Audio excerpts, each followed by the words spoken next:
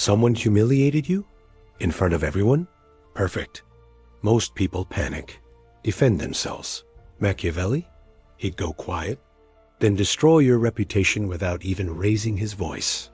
This isn't about healing. This is about strategy. And if you've ever been embarrassed, mocked, or humiliated, this is your comeback guide. Let's break this down. Humiliation isn't just feeling bad. It's a public power shift. Someone yanked your status, slapped it on the floor, and danced on it while others watched. It's not the pain that kills you. It's the audience. And deep down, your brain knows it. Why? Because we're wired like tribal creatures. Once upon a time, if you were humiliated in the group, you got kicked out of the cave. No cave equals no food, no fire, no flirting. Just wolves. Today, it's not wolves, it's group chats, memes, awkward silences, or that one person asking, "You okay?" with that fake concern. Machiavelli understood this better than most modern therapists. He knew public shame wasn't about emotions. It was about position. And when someone humiliates you, they're not just insulting you, they're rearranging the social chessboard. They're saying, "Hey everyone, I just lowered this person's rank. You can too." Yeah, it's war. Just very polite war. Now, let's get philosophical for a second. What if I told you humiliation is actually a message? A brutal, painful, unwanted signal that the balance of power just shifted and you missed it. But here's the twist. Humiliation is also an invitation. An invitation to wake up, get strategic, and take control of the next move. Want a historical example? Okay, picture this. A young, ambitious nobleman in 15th century Italy makes a bold move at court. He oversteps. The duke humiliates him publicly. The crowd laughs. The nobleman bows his head and says nothing. Fast forward a year. The same duke mysteriously disappears after a hunting trip. Guess who replaces him? Humiliation isn't a dead end. It's a red flag from the universe saying, time to stop being cute, start being dangerous. So the next time someone humiliates you, don't panic, don't react. Just know they made a move. Now it's your turn. So, what do most people do right after they've been humiliated? They react immediately, emotionally, loudly. Let's look at the greatest hits. I'm not going to just sit here and take this. You can't talk to me like that. Cue the angry Instagram story with 27 cryptic slides. Feels powerful, right? It's not. It's desperate. And worse, it confirms exactly what your enemy wanted, that they got to you. Let me be blunt. When you react emotionally to humiliation, you do three things. You validate the attack. You just said, yes, what they said matters. You lower your status even further. Now you're not just embarrassed, you're also unstable. You signal weakness to everyone else. Now the crowd isn't thinking, poor you. They're thinking, oof, that was awkward. Machiavelli would have laughed. Not because he's heartless, because he knew. He who cannot control his face cannot control his fate. Want to know what most modern advice tells you? Talk it out. Be vulnerable. Post a sad quote on your story and let it all out. No, please don't, because while you're venting, your opponent is watching. And worse, they're gaining followers. See, reacting instantly after humiliation is like trying to fix a sinking boat by screaming at the water. The damage is done. The question is, will you panic or will you plan? Let's flip the script. You get humiliated, but instead of reacting, you smile. Not a big one, just enough for them to wonder, wait, why is this not hitting them? You don't explain, you don't defend, you vanish. That's how fear starts, not with screaming, but with silence. So yeah, go ahead and cry, just not in public, not because it's weak, because it's strategic. Your tears aren't the problem. Your timing is? Machiavelli didn't say, don't feel.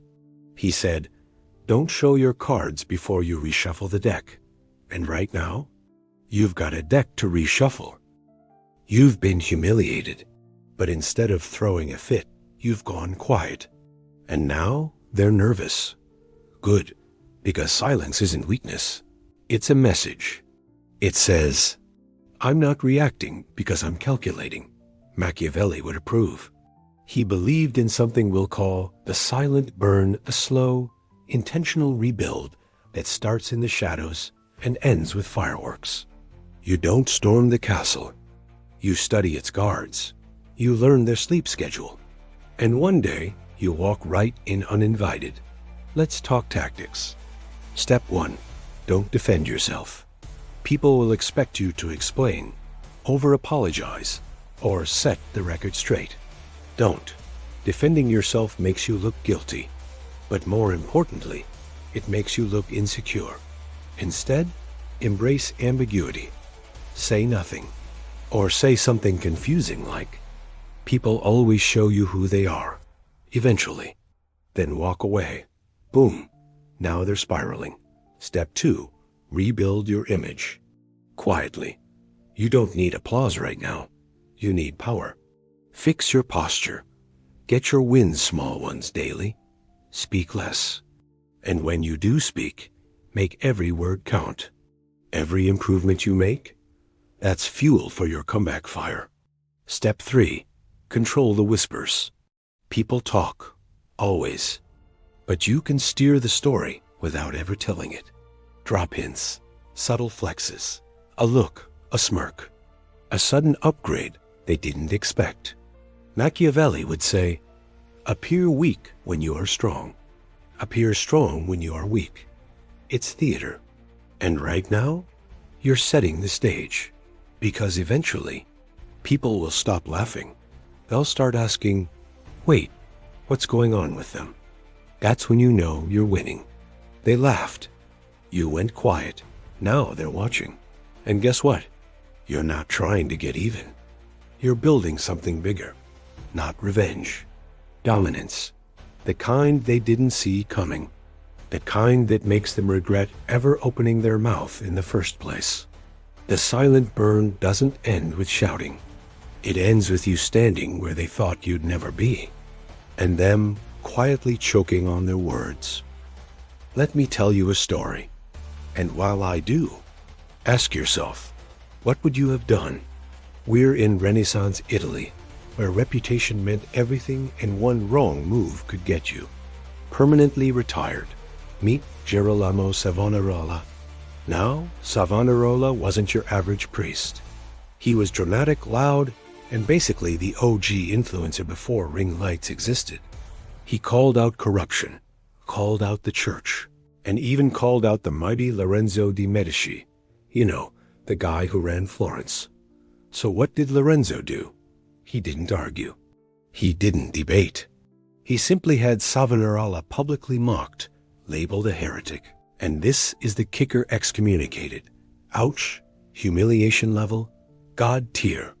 Imagine being roasted so hard, the Pope kicks you out of the club. Now pause here. What would you do? Would you run away? Beg for mercy? Throw a pity sermon? Not Savonarola. He went silent. He didn't fight back, not right away. Instead, he started building in secret. Whispers turned into followers. Followers turned into movement. And before Florence realized what was happening, Savonarola took over the entire city. No joke.